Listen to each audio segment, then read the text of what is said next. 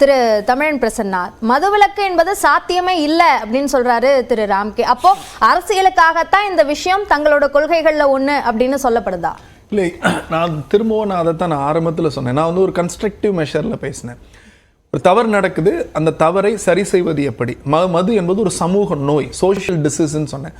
மது விலக்கினால் ஏற்படக்கூடிய பாதிப்புகள் நீங்கள் அந்த காலகட்டங்களிலிருந்து இந்த காலத்துக்கு எடுத்துக்கிட்டீங்க அப்படின்னா அது ஒரு இப்போ எல்லாருமே சொல்கிறாங்க இது ஒரு சோஷியல் லைஃப் அப்படிங்கிறாங்க. ஒரு சமூக வாழ்க்கை, குடிப்பது என்பது ஒரு சமூக வாழ்க்கை அப்படிங்கிற ஒரு நிலைக்கு சாதாரண சாமானியனிலிருந்து மிகப்பெரிய பணக்காரர்கள் வரை மாற்றப்பட்டிருக்கு.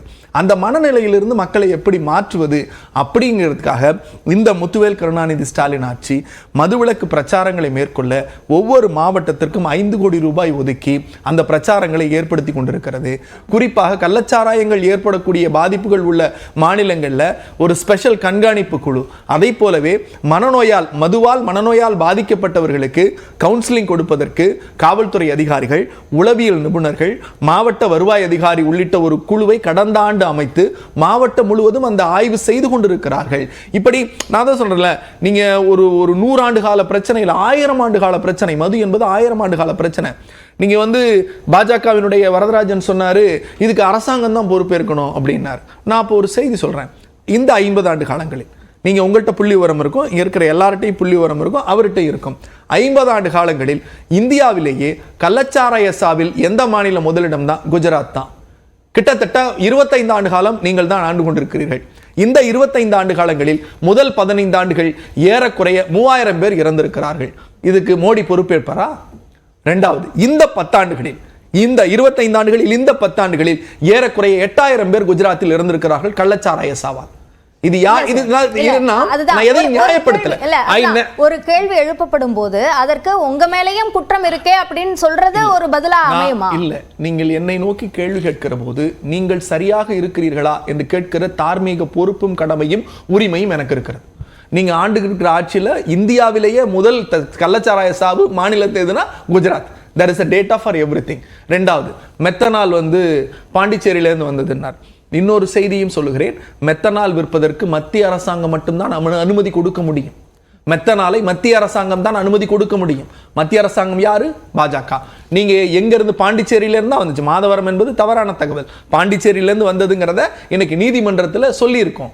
ஆக இந்த சின்ன சின்ன விஷயங்கள் தான். இப்படி ஒவ்வொன்றுக்கும் மூலம் தேடணும் அப்படின்னா இந்த சமூக நோய் என்பது, நான் திரும்பவும் சொல்றேன், நீங்க திருந்தணும், நான் திருந்தணும், அவங்க திருந்தணும், எல்லோரும் சேர்ந்து தெரிந்தால்தான் இந்த சமூக நோய்க்கு மருந்து கிடைக்குமே தவிர நாம் அதற்கு எந்த சூழலிலும் பொறுப்பாக முடியும். ஓகே, இப்ப எதிர்க்கட்சியாக இருக்கும் போது மதுவிலக்கு பற்றி அதிகமாக பேசின திமுக ஆளுங்கட்சியான பிறகு அது பற்றி அந்த அளவிற்கு பேசாததுதான் இது போன்ற விமர்சனங்கள் எழுவதற்கு முக்கிய காரணம். நான் இப்ப பட்டியலிட்டனே, நாங்கள் ஆட்சிக்கு வந்தால் மதுக்கடைகளை குறைப்போம் என்று சொன்னோம்.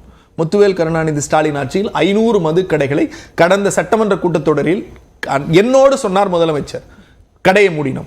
இரண்டாவது மிக முக்கியமான வாக்குறுதி, புதிய கடைகளை திறக்க மாட்டோம் என்று சொன்னார். ஒரு நிமிஷம், மதுவிலக்கினுடைய முக்கிய பணி என்னன்னா, நீங்க புதிதா கடைகளை திறந்து அந்த கடைகளை ஊக்குவிக்கிற போது மதுவிலக்கு சாத்தியம் இல்ல. அப்ப அந்த பழக்கத்தை குறைக்கிறதுக்கு புது கடைகளை எப்போ கடைகள் திறக்கப்படும் அல்லது அடுத்த 2 ஆண்டுகள்ல அல்லது பூரண மதுவிலக்குக்கு இந்த டைம்க்குள்ள நாங்க கொண்டு வந்துருவோம் அப்படியான வாக்குறுதிகளை எதிர்பார்க்கறாங்க. இல்ல, நான் அதைத்தான் சொல்றேன். 100 ஆண்டு கால பிரச்சனைக்கு ஓராண்டுல பதில் சொல்ல முடியாது. நாங்க எங்கள் ஆட்சியில் என்ன செய்து கொண்டிருக்கிறோம் என்பதை பட்டியலிட முடியும். மாவட்டத்திற்கு குழு அமைத்திருக்கிறோம். 5 கோடி ஒவ்வொரு மாவட்டத்திற்கும் நிதி ஒதுக்கி விழிப்புணர்வு பிரச்சாரங்களை மேற்கொள்ளுகிறோம். அதன் அடிப்படையில் மனநோயால் மதுவால் பாதிக்கப்பட்டவர்களுக்கு மீட்பு உரிமை, வாழ்வுரிமை கொடுக்கிறோம். அந்த அடிப்படையில் மதுவிலக்கை குறைப்பாக, இன்னும் குறிப்பாக புதிய கடைகள் திறக்கல அப்படிங்கிறத எளிதாக நம்ம கடந்து போறோம். அது அல்ல, மதுவிலக்கினுடைய முக்கிய தொடக்கமே புதிய கடைகளுக்கு அனுமதி கொடுக்காமல் இருப்பதுதான். பழைய கடைகளை குறைப்பது, கடைகளையும் ஒழிக்கிறது தான முழுமையான விலக்க கொண்டு வரதுக்கான அதுதான் 500 கடைகளை குறைத்திருக்கிறோம் என்று பட்டியலிட்டோம். நம்ம அதோட ஒரு முடிவு படிப்படியாக தான் குறைக்க முடியும். நான் அதைத்தான் திரும்பவும் சொல்றேன், படிப்படியாகத்தான் குறைக்க முடியும். அடுத்த படி எப்போன்னு கேட்க நிச்சயமாக முதலமைச்சர் அறிவிப்பார். ஓகே, திருமதி சிவசங்கரி, இப்போ இவங்க படிப்படியாகத்தான் அதை அமல்படுத்த முடியும்னு இவங்க மட்டும்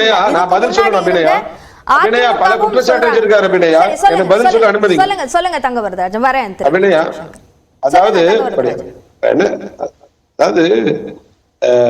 இவர் சொன்னார் பல கடைகளை சார் 3 ஆண்டுல ஒரு கடை கூட விட முடியாது உங்களால. ஒரு கடை கூட மூட முடியாது. ஒண்ணு இப்ப என்ன சொல்றாரு வந்து நியாயப்படுத்துறது சொல்றாங்க. ஒரு விஷயம் நான் வாருங்க, ஒரு விஷயம் நான் என்ன சொல்றேன்னா இதெல்லாம் சொல்லுவேன். நான் என்ன சொல்றேன், ஏன் இலக்குகள் அதிகம் அதெல்லாம் உள்ளார போனா நிறைய விஷயங்கள் பேச முடியும். சார் இப்ப சொன்னார் அவரு வந்து சார் அந்த நீ மக்கள்கிட்ட கேட்டு உங்க திமுக இதுபடி பாத்தீங்கன்னா யாரு சார் அங்க வந்து பொறுப்பு அமைச்சர் திமுக ஒவ்வொரு மாவட்ட பொறுப்பு அமைச்சர் போட்டிருக்காரு. அந்த பொறுப்பு அமைச்சர் யாருன்னு பிரச்சனை சொன்னா ஒரு அதை நான் நிறைவு கருத்துல சொல்லுங்க. பொறுப்பு அமைச்சர் யார் அந்த மாவட்டத்துக்கு மேலவர்களா யாருன்னு சொல்லுங்க. ஒண்ணு நான் என்ன கேக்குறேங்க, நீங்க வந்து இந்த அரசியல் தலைவர் சம்பந்தப்பட்ட இல்ல அது தலையீடு இல்ல அவங்க வெளிப்படையா சொல்லிட்டாங்க நிரூபிக்கன்னு சொல்றாங்கன்னு சொல்றீங்களா? அதுதாங்க நான் கேட்கிறோம். சிபிஐ விசாரித்தால் இதுல எல்லா பாஜக குஜராத்ல 25 வருஷமா கள்ளச்சாராய அதிகமா இருக்கு. எத்தனை சிபிஐ கொடுத்தீங்க? எத்தனை சிபிஐ வழக்கு எடுத்தீங்க? இப்ப மோடி கள்ளச்சாராயத்தை ஊக்குவிச்சாரு, நீங்க ஒத்துக்கிறீங்களா? இப்ப இருக்கிற பெண் ஒத்துக்கறாங்க, ஊக்குவிக்கறாங்க, ஒத்துக்கிறீங்களா? இது நீங்க டாக்டிக்ஸ் வச்சிருக்கீங்க. நீங்க நீ பேசுறது எவ்வளவு குற்றச்சாட்டு பொறுமையா தவறான தகவலை சொல்றீங்க. நீங்க தவறான தகவலை சொல்றீங்க. நீங்க தவறான தகவலை சொல்றீங்க. சரியா பேசுங்க. நீங்க வந்து சொல்றீங்க. இந்த உங்களுக்கு பதில் நீங்க சொல்ல அந்த விஷயத்தை சொல்லிடுங்க. அதாவது அதுதான் குறுக்க பேசற கூடாதுங்க, நல்லது கிடையாது. நான் சொல்றேன் அவரு அது மாதிரி குஜராத்துக்கு பதில் சொல்லுங்கண்ணா. சரி முடிச்சிருங்க. குஜராத்துக்கு பதில் சொல்லுங்கண்ணா. நான் என்ன சொல்றேங்க, அங்க பூர்ண மதுவிலக்கு இருக்குங்க. இங்க மாதிரி 50,000 கோடி 60,000 கோடி இலக்கு வைத்து செய்யுதுல அங்க நடப்பது அது அங்க நடந்திருப்பது வந்து எங்க நல்ல சாவுமா என்று ஒரு விஷயங்க நான் சொல்றேன் கேளுங்க. அதுக்கு வந்து நிச்சயமாக அந்த அரசாங்கம் எந்த முடிவு கட்டுப்படுத்துது. நீங்க டாஸ்மாக் கடை இவ்வளவு தூரம் 50,000 கோடி ரூபாய் நீங்க சமாளிக்கிறீங்க. இந்தியாவிலேயே கள்ளச்சாராய சாவுல முதலிடம் பாஜக தொடர்ந்து ஆளுகிற குஜராத் இருங்க. அதாவது மது ஒழிப்பு உண்மையாகவே முதல்வர் போய் ராஜினாமா பண்ணு சொல்லல, நான் முதல்வர் இது பண்ணு சொல்லல. உண்மையாக முதல்வர் அவர்கள் உண்மையாக மனசாட்சிப்படி அங்கே சென்று பாதித்தவர்கள் பார்த்துக்கணும், எங்களுடைய வேலை. நான் என்ன சொல்றேங்க, மதுவிலக்குத்துறை அமைச்சர் போணுமா, மாறாக விளையாட்டுத்துறை அமைச்சர் போறாருங்க. இதுல அதுதான் சொல்றேங்க. இதுல வந்து மீண்டும் பண்றது வந்து மக்களுக்கு மீண்டும் சோதனை கொடுப்பது இந்த அரசாங்கம் நாங்க சொல்றோம். இதை வந்து குற்றச்சாட்டை நீங்க எடுத்து பாத்தீங்கன்னா என்ன பண்றது? மதுவிலக்குத்துறை அமைச்சர் ராஜினாமா அவர் நடவடிக்கை எடுத்துக்கணுமா இல்லையா அந்த முதல்வர் அவர்கள்? இது யார் பொறுப்பு? பாதுகாப்பு கையில் வச்சிருக்கிற முதலமைச்சர் பொறுப்பு எடுத்துக்க மாட்டாரா? மதுவிலக்கு ஆயத்தத்துறை அமைச்சர் பொறுப்பு எடுத்துக்க மாட்டாரா? இது என்னங்க இது அரசு தரப்புல இருந்து இந்த விஷயத்துக்கு நான் ஓடி ஒளியவில்லை, இந்த விஷயம் இதுக்கப்புறம் நடக்காம இருக்கிறதுக்கான எல்லா நடவடிக்கைகளையும் எடுப்போம் அப்படின்னு சொல்றாரு. இப்ப இதை எப்படி பொறுப்பேற்காத சொல்ல முடியும்? இல்ல அபிநய அதுதான் அபிநய சொல்றேன். நான் என்ன கேட்கிறேன், அப்படி பொறுப்பேற்கன்னு சொன்னா இந்த மதுவிலக்கு ஆயத்துறை அமைச்சர் முத்துசாமி பதவி நீக்கம் செய்து ஒண்ணு. நான் என்ன கேட்கிறேன், பாருங்க தமிழ்நாட்டுல மக்களுடைய உணர்வு ரீதியான பிரச்சனைங்க. இதுல அரசியல் மக்கள்கிட்ட விழிப்புணர்வு வரணும். ஆளுங்கட்சிக்கு நிச்சயமாக எதிர்காலத்தில் அனுமதி கூடாது. பாஜக மாநிலம் முழுவதும் போராட்டம் நடத்துங்க. நீங்க கடந்த ஆட்சியில பிரச்சனை அனுமதிச்சுக்கல பிரச்சனை நீ எத்தனை போராட்டம் பண்ணீங்க? நீங்க பேசிருந்தா நீங்க மட்டும் தான் வார்த்தை கலந்துக்க முடியும். நீங்க பேசுற நீங்க மட்டும் தான் பேச முடியும். நான் கேட்ட கேள்வி நான் கேட்கிறேன் பதில் சொல்லுங்க. நீங்க கடந்த ஆண்டுல நீங்க பதில் சொல்லல. இன்னைக்கு அத்தனை மக்களுக்கும் நான் வரேங்க பதில் சொல்றேங்க. நானே சொல்றேன் தருங்க. இன்னைக்கு எல்லாரும் முன்கூட்டியே பிரிவென்ட் அரெஸ்ட்ங்க. ஏங்க என்ன காரணம்?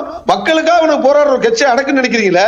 அந்த கள்ளச்சாராய கும்பலையே உங்களை அடக்கிறது உங்களுக்கு தைரியம் இல்ல. அதான் அதுக்கு திசை திருப்பறதுக்கு குஜராத் மகாராஷ்டிரா காட்டாங்க. இந்த சமாளிப்பு பேச்செல்லாம் வேண்டாம். மக்கள் இல்ல அவங்க இந்த கள்ளச்சாராயம் ஒழிக்கிறதுக்காக தான் அது சார்ந்த விஷயம் இனிமேல் நடக்காது அப்படின்ற உத்தரவாதத்தை முதலமைச்சர் கொடுக்கிறாரு. அப்போ இத வந்து நம்ப முடியாம தாங்க எதிர்க்கட்சி போராட்டம் நடந்துருக்குது. நீங்க எப்படி சொல்ல முடியும்?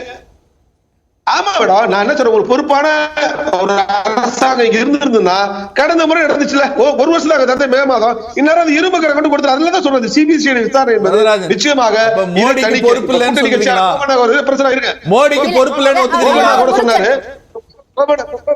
கோவண்ணா கூட சொன்னாரு, அண்ணன் மூத்த தலைவர் அவர் கூட சொல்றாரு. பாருங்க அதாவது கூட்டணி கட்சியா இருக்கலாம். ஆனா நான் என்ன சொல்றேன், இதுல யாரும் முட்டு கொடுக்காங்க.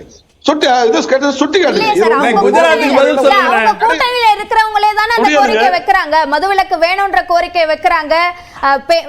இந்த விஷயம் இன்னமே இது மாதிரி நடக்கவே கூடாது. ஐயா ஐயா திரு ஸ்டாலின் அவர்களே போன முறை சொன்னீங்களே, இப்ப சிபிசிஐடி விசாரணை வைக்கிறேன், இத்தனை பேர் நடவடிக்கை எடுத்துன்னு சொன்னீங்களே, இப்ப ஏன் போன முறை நடந்திருக்காது. இப்ப எதிர்களுடைய அச்சம் என்னன்னா மக்கள் மீது மீண்டும் இது நடக்கும். இது மாதிரி சிபிசிஐடி விசாரணை போனா, சிபிஐ விசாரணை போனா இதுக்கு முற்றுப்புள்ளி வரும் பாஜக சொல்லுது. இதுதான் என்னுடைய விஷயம். பதில் சொல்ல குஜராத் குஜராத்துக்கு பதில் சொல்ல